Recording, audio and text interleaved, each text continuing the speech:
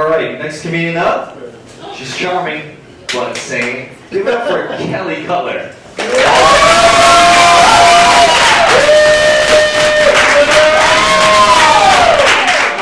got that right there. Sweet. On boys, not son.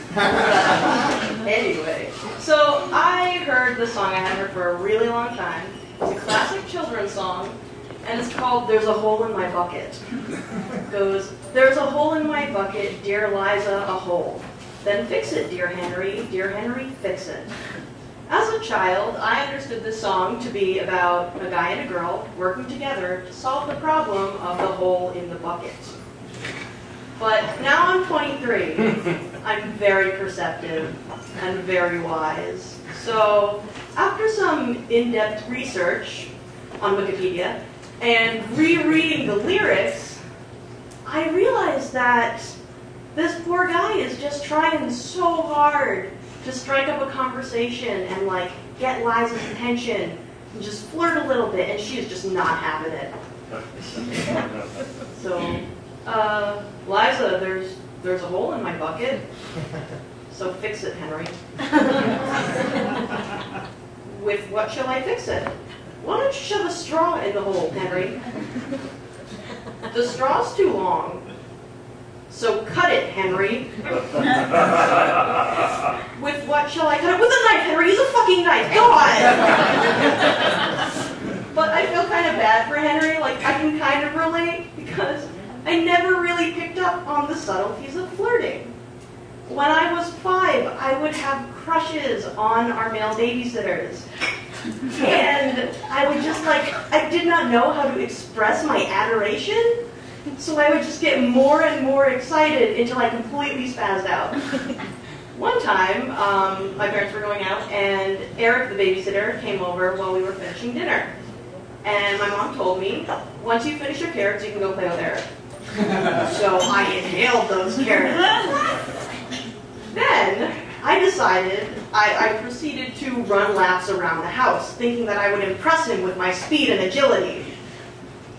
And so 3 laps, that's up the stairs, through the bedrooms, through the bathroom, down the other set of stairs, through the living room, around the kitchen. After 3 laps, I stopped right in front of him, jumped up and down 3 times, and vomited carrots all over his face.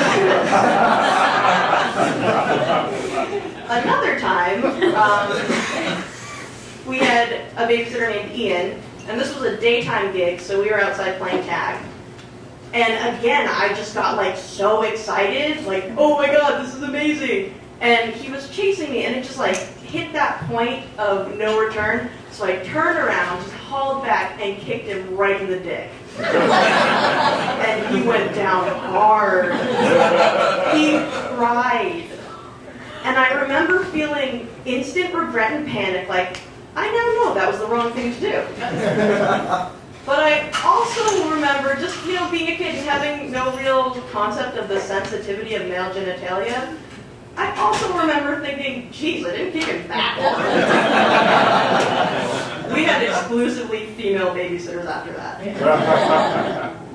So I'd like to think that I've learned a little bit about flirting and how to properly express amorous feelings toward another human being.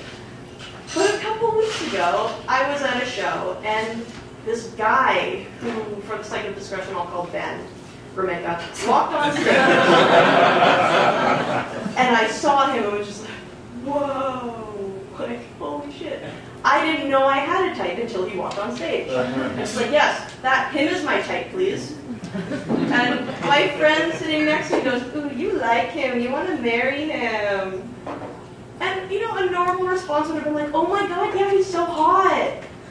What I said was, no, I don't want to marry him. I just want to be as close to his face as possible. Okay,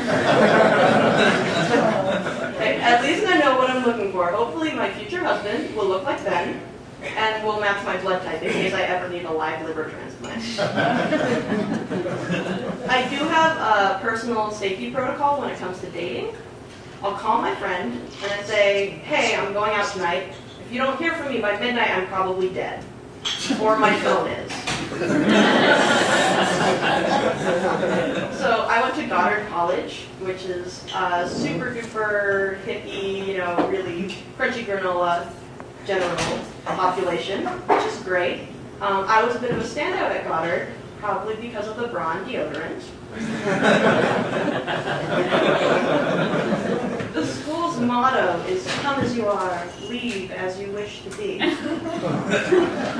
more accurate motto might have been "Come as you are, leave as a lesbian." Thank you all so much.